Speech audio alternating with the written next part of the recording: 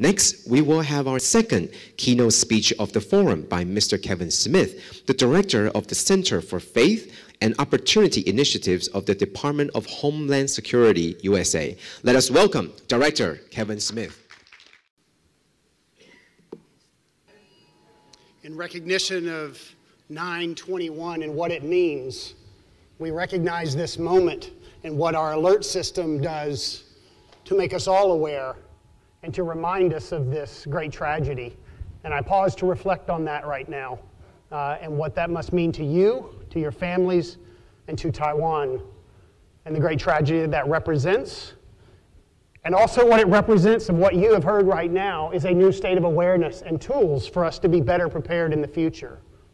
So many of you may continue to experience those as we hit the towers at a little different time. So if we have a few interruptions with other phones that were a little slower than others, then it would be one of those times where you don't have to be ashamed of the noise that your phone makes during a presentation.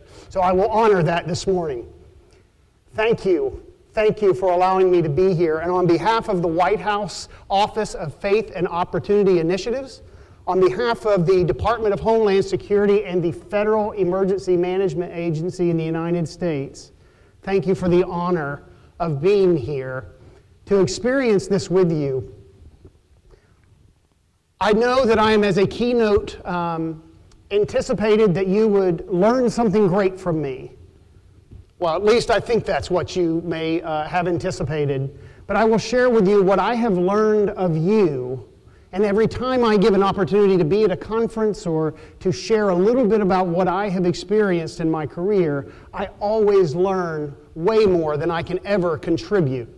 So I thank you for allowing me to be here to learn from you and share a little bit about what we are doing to engage the whole community and how we respond during times of disaster. For 23 years, I have been engaged in emergency management and responding to disasters around the Western Hemisphere. And I'm often asked by folks who know the types of disasters that I have participated in helping to recover. I'm often asked the question, how do you keep doing it? Why do you keep doing it? How do you handle the stress of such tragedies around the world? I find joy in some of the darkest places which happen during times of disaster. I remember one of the first disasters I ever responded to was in a massive flood in 1997 in an area of the middle of the United States, the northern part called in North Dakota in the United States. And I remember as I was serving and I was running a huge operation where people came to receive services who had lost everything from their homes. There was a community divided by a river that had overflowed its boundaries and devastated the area. And there was a bridge, and this bridge was a link to two very big communities. And that bridge was unable to be passed for a very long time because of the flood. And I remember the day that I was out putting cleaning supplies out in a distribution in a parking lot. It was our distribution site at the time. And we were putting materials of bleach and cleaner for houses that had mold beginning to build. And we went through the same routine every day, and sometimes it got a little bit challenging on how much work we were having to do. As a matter of fact, as we went to yesterday to the store, of the recycling store, we talked about the shoes that are being made that will resist nails to penetrate through them. In this disaster in 1997, it was my first major disaster that I had responded to. I entered into this distribution center and had a nail go through the bottom of my foot and through my shoe and came all the way out. And I remember how devastating this hard labor was of responding to this disaster, how tired, how hurt I was. And at this moment, the waters began to subside. And I remember walking into this same parking lot, and there were these two women, one on one side of the parking lot and one on the other, who were just picking up supplies at this distribution site. And they caught eyes with each other on the other side. You see, being on the opposite sides of the river during the times of disaster, you would think that there's no interaction. But these were best friends. And these best friends had not communicated, had not seen each other since the river separated them. And it was at that moment that they caught eyes in this distribution center that they ran to each other across the parking lot and embraced each other. And these expressions of great joy at which they hugged each other and they cried and they shared with each other. That's how I make it through 23 years. That's how I make it through the service that I have been exposed to, the opportunities and the tragedies, is because I get to experience joy that so many people never get to see because they get caught up in the day-to-day lives. And through service, I get to see great expressions of joy. And let me just tell you, many of you have been there. You know what I'm talking about. You have seen it firsthand. And there is no better encouragement to keep doing what you do through very difficult times than seeing the joy in somebody else's eyes because of the service that you provide. And I thank you to be able to share some of that today here. You know, whether it is a warm embrace, whether it is a hot meal that is being provided, whether it's a safe shelter or a blanket that is to keep someone warm, compassion comes in many levels, but the opportunity for service in times of great tragedy builds you, sometimes even more than those that you serve. I want to thank you, Master Cheng Yen, for all that you have built, the legacy that you continue to build through service to others. I have been inspired, I am honored, and I am encouraged by each of you, by the care that you have shown us in these hours.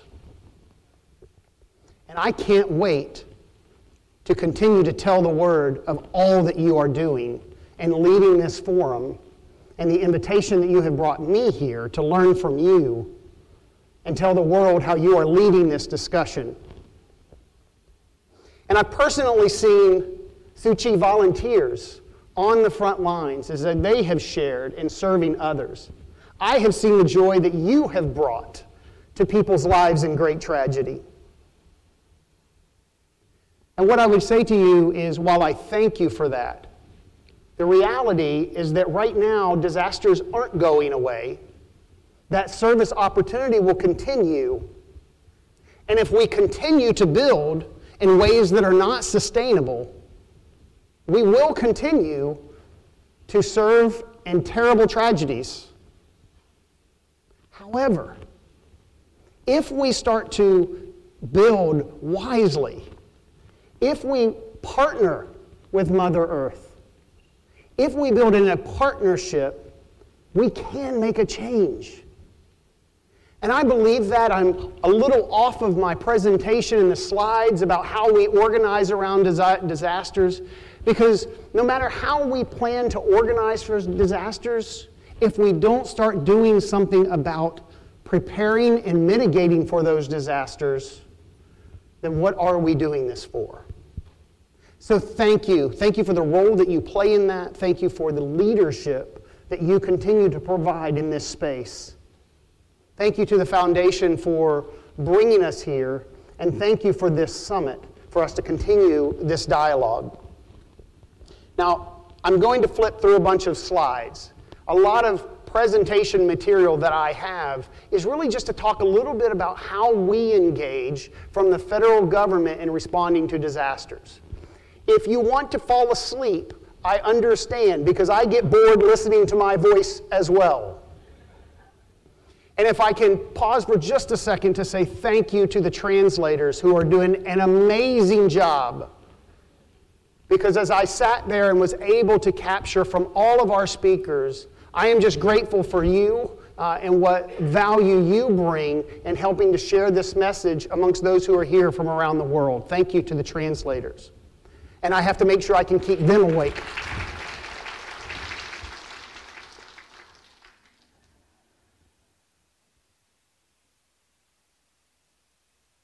When the administrator, Brock Long, who is the FEMA administrator, who has since left his position in our government, who leads all of our disaster response from the federal government, when he came into a strategic planning meeting, he started to think, how do we move from 2018 through 2022 with a strategy that everybody can get on board with? He came up with a mission statement that sounds a lot like Tzu Chi. And he took all the words and dynamics of what can happen in a strategic plan, and he changed it to some simple words that said, helping people before, during, and after disasters. That is our mission statement. That is what we do. And then he said, let's not complicate it with words and expansive documents that last years and no one reads. Let's talk about one that everybody knows how to engage with. And he came up with 3 main goals. And now this included over 4,000 contributors to building this strategic plan that we will move forward. Number 1 is building a culture of preparedness. Now, in the United States, every year around April and May in the year, TV stations, the media, the radio, government, all types of partnerships start messaging about hurricanes. And on June the 1st is this magic day that hurricane season starts. And we teach people what type of food they need to pack in their disaster kit. We talk about flashlights and batteries and bread and water that you need and all of these necessities that you need. But as you dive into it, we start to see that people weren't having a conversation about what can my house withstand in this disaster? What does my insurance actually cover during times of disaster? If a disaster struck today, how much money would I have available to sustain myself during that crisis? And unfortunately, we found major gaps. Gaps in people's insurance. The majority of Americans, especially those that are vulnerable to flood hazards, are not prepared with what we have as flood insurance. The administrator said a very clever comment. He said, if you live somewhere that rains, you should have flood insurance. But we have a culture that teaches us, as long as you don't live on this side of the line, you don't need flood insurance. In Houston, in Hurricane Harvey, it rained 60 inches of rain in a very short period of time. No one can withstand 60 inches of rain. And if you've seen the news from the United States currently, there is a storm on Houston that has already rained over 30 inches, and the flooding has begun again. So his comment, if you live where it rains, you need to be considering flood insurance, because you don't know when that rain will go from 4 inches to 30 inches.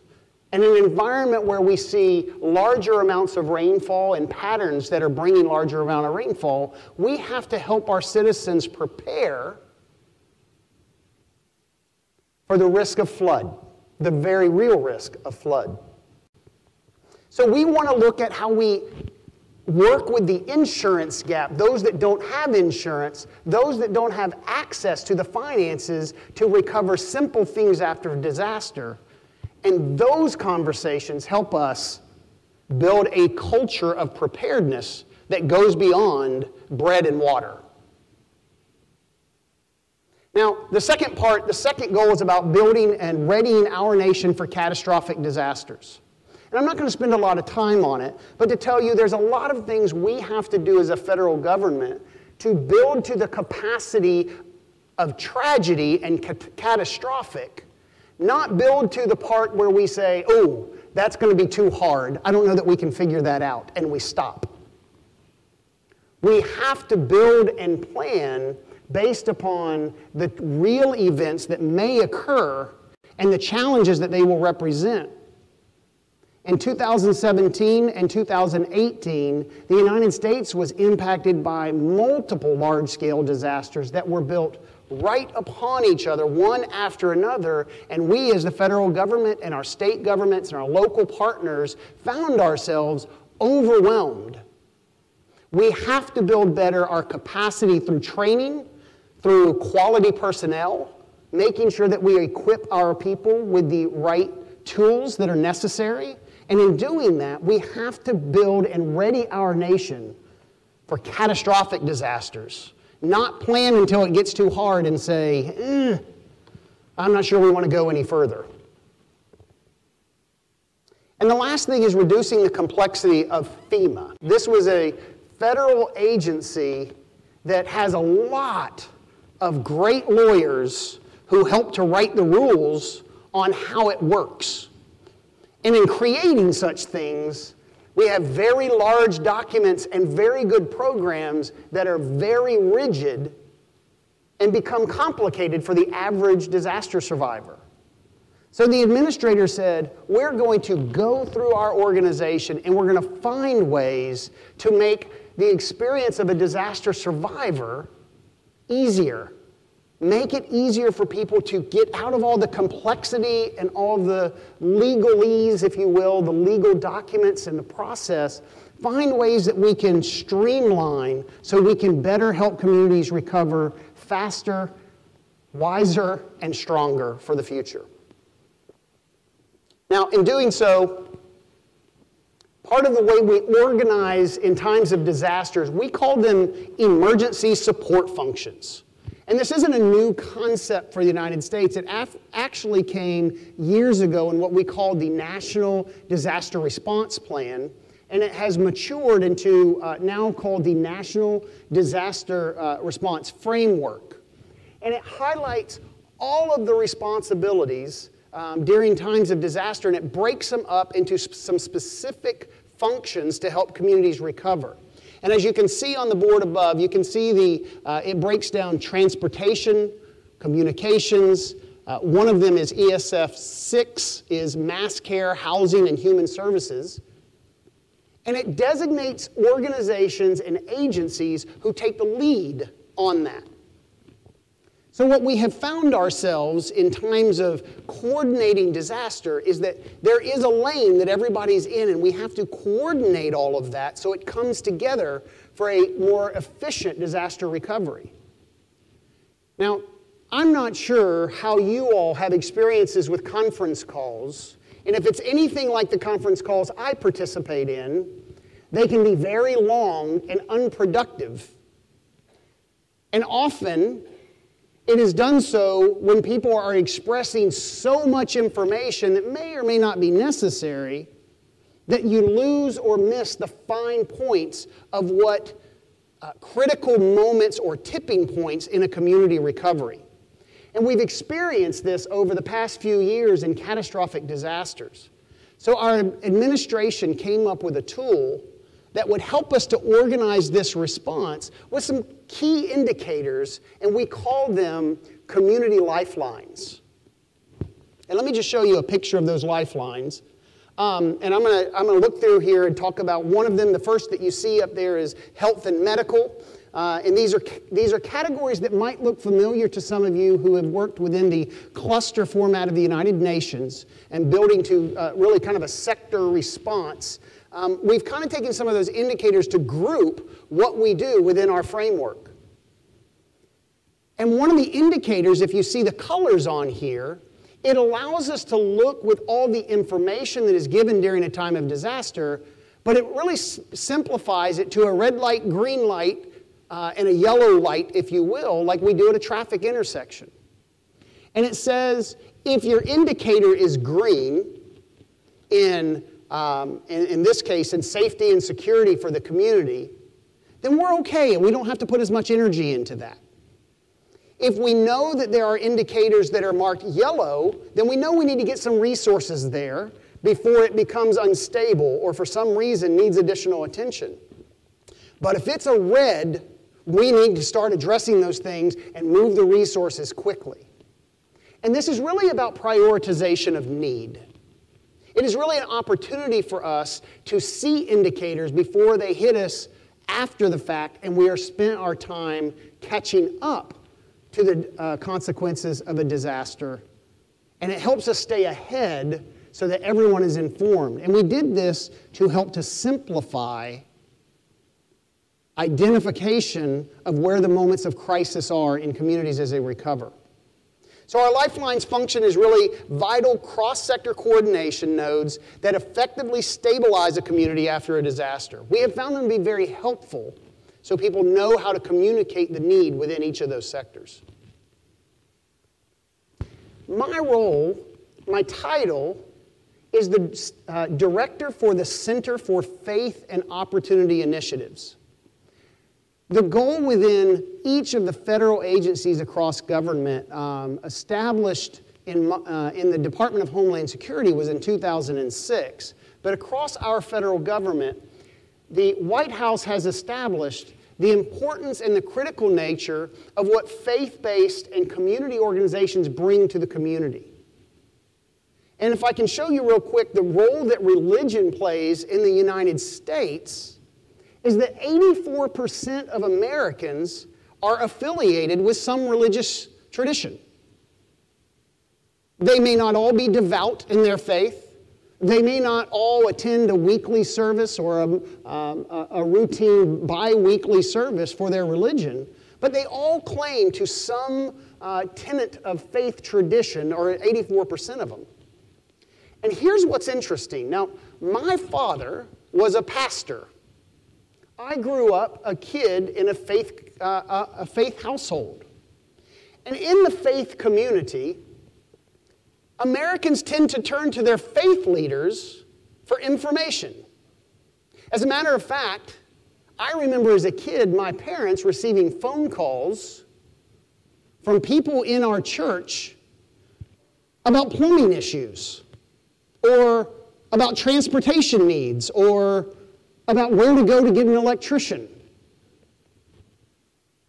Why do they do that? Why do you turn to faith leaders for that type of information? And it comes down to something that's very easy, and most of you are answering it as you're hearing the word, because we don't always know who we can trust. So we can rely on our faith leaders to provide information that we can trust. And I don't know that people feel comfortable any more now than they did years ago in finding that in our governments, in our media, or other entities, which only means that we will continue to rely on our faith traditions for finding levels or people that we can trust to give us critical information in times of disaster. And we've talked about in our history, how do we get the word to people to be better prepared and how to recover? And we've talked about, in the United States, our education system is critical to this. And we don't back down from that at all. That's absolutely important. But in the United States, we have 105,000 schools and universities. We have 345,000 houses of worship.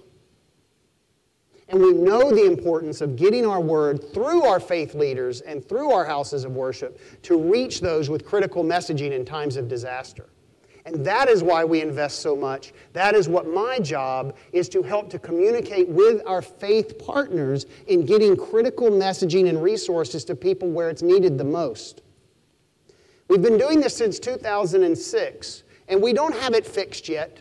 I'm not up here to tell you how great we are or how we've all got everything resolved. I'm here to tell you that we're continuing to work on it. We're continuing to work with faith-based organizations to reach some of the most vulnerable populations across the United States.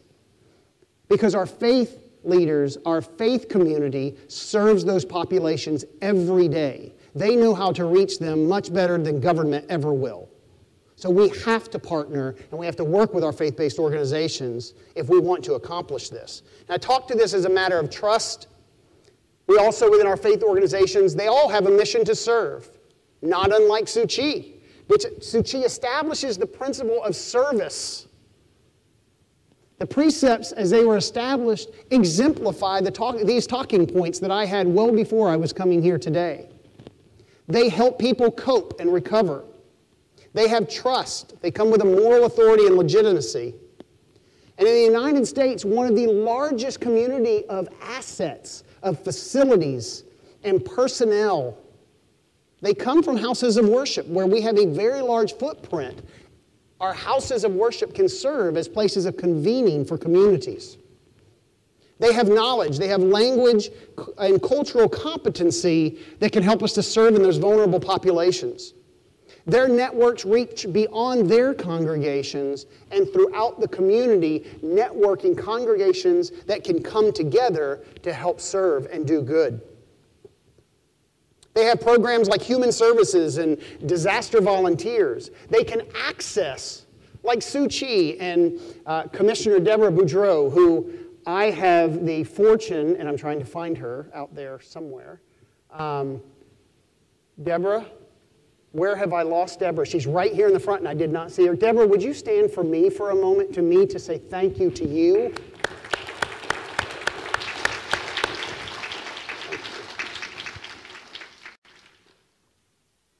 Deborah is a voice in the United States and represents Tzu Chi amazingly. She is a voice of comfort, not only in our knowing what she brings to the table from her access to so many amazing volunteers around the world, but actually the comfort individually for those who communicate, and the compassion and the care that she shares for each individual that she comes in contact with. Now, she's not looking at me because her humility. But I want to tell you, in her humility, she exhibits greatness, and we are grateful for you. Thank you.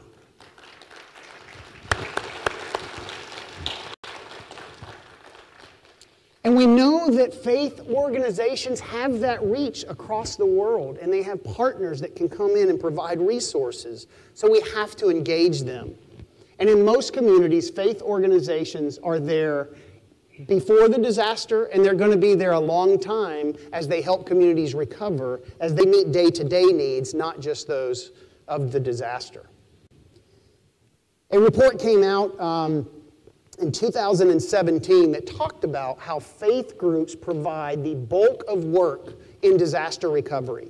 And I don't need to spend a lot of time on this. I actually have a slide that goes in here that has our Tzu Chi volunteers, but I don't believe it made it into this presentation. I can't see it in there, but I will tell you that I have multiple pictures of service of how Tzu Chi has been there on the front lines with other faith organizations and partnering around the United States year after year. And we know that it goes beyond just their house of worship, because they run community, not only their congregations and their denominations, but they also run associations, federations, and other networks, and they provide leadership. They provide schools and colleges through education and conferences and associations. They run social service organizations serving the poor and the least of these every day. They run hospitals and clinics. By the way, I am so impressed with the hospital and the service of Tzu Chi, and I've only seen one. I continue to be overwhelmed by the service that you provide. Thank you for letting me experience that. They run clubs, they run youth groups, they run advocacy, and sometimes even in the United States they run and are tied to insurance organizations. One of the engagements that, as I go back, one of the engagements is there was a study that found that faith-based organizations in the United States contribute $1.3 trillion to the U.S. economy. 1.3 trillion U.S. dollars to the economy are brought by faith-based organizations and these associations and representation that are listed here on this slide. If we don't engage with our faith-based organizations, we're in trouble.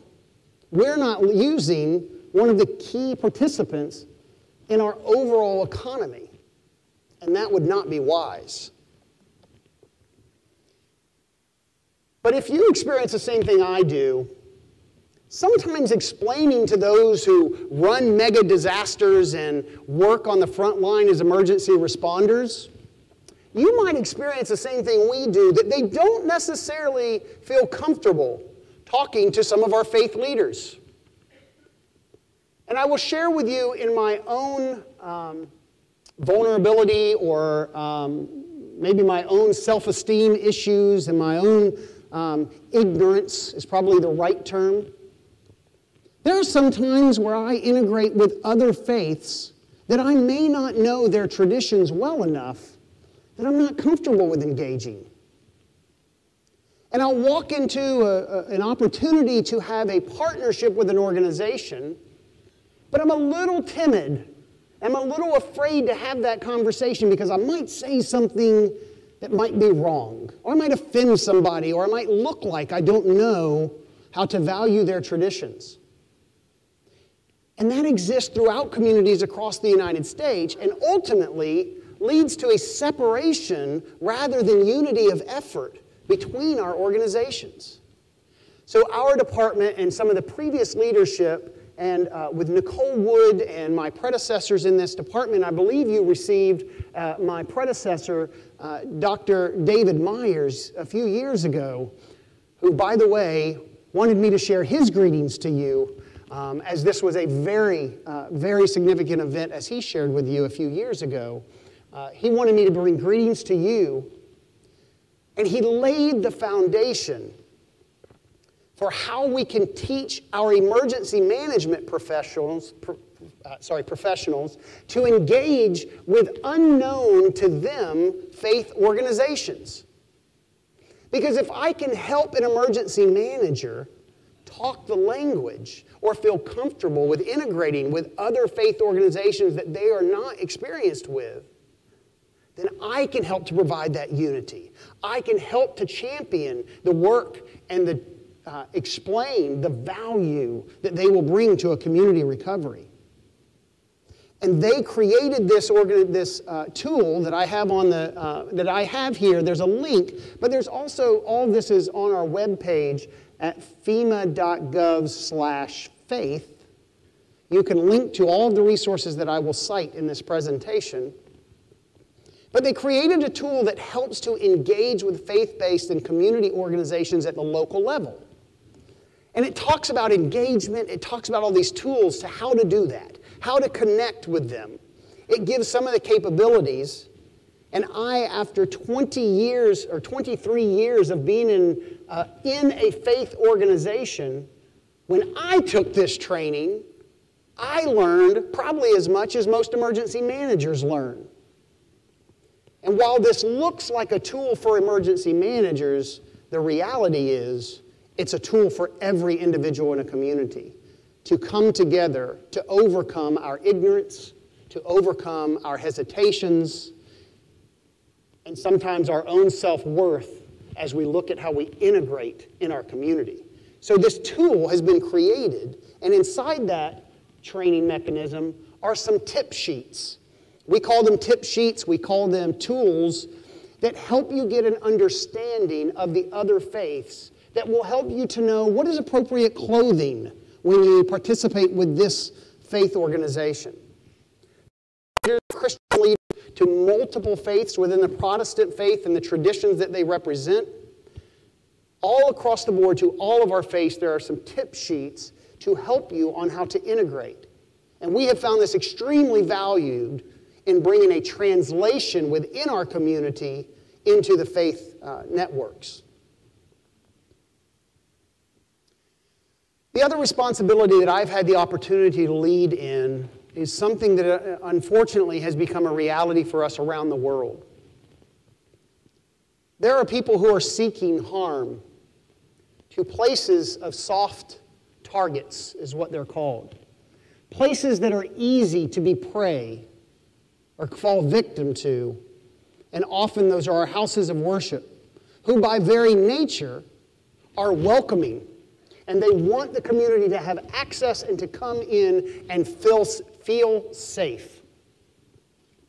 Unfortunately, because of that openness, because of that willingness to bring people in, they had become easy targets. One of the tools we are engaging now is working with houses of worship across the country in both disaster preparedness, but also in safety and security to ensure that their congregations, those that worship, will be free to do so without the fear of harm, which our president has made very clear. No matter what faith you represent, you should not live in fear that you cannot worship on whatever day of the week you choose at any time. Under fear is not where we should be. We should all be able to do so without threat of harm by people who wish to do so. So some of the tools we have created, or not created, let me be very clear on that, we are using is from other leaders who have worked in this space to provide free tools for houses of worship to prepare in safety and security. This tool that is highlighted here is one of many, but it's one of a very good one. Last year, the Federal Emergency Management Agency, my organization, distributed over $60 million to houses of worship to encourage them to take actions to prepare their facilities for this threat, if you will, during someone that wishes to do them harm. And some of that came in security. It talked about ways to monitor your facility, but it also engaged in just awareness. Because not everyone needs state-of-the-art cameras outside of their synagogue or their temple or their church. Some of them just need to start the process of raising awareness of their congregations. So we've come with simple tools that are free to help them do this assessment. And this is one of them that is very good to start committees in their congregations to build a more aware group. And as they go through and prepare for this and they start to identify, I think we're okay, but we could use just a few tools. Then we support with some grants, some funding opportunities that will help them if they need them. And that's where the $60 million has been able to distribute across all of the faith organizations. In fact, our legislature, our Congress, has increased that for the first time. Next year, it will go from $60 million this year to the 2020 will be $75 million because the administration and Congress feels that this is such an important part of our freedom of religion in our country. And we continue to invest in that, and I am thankful that they do so.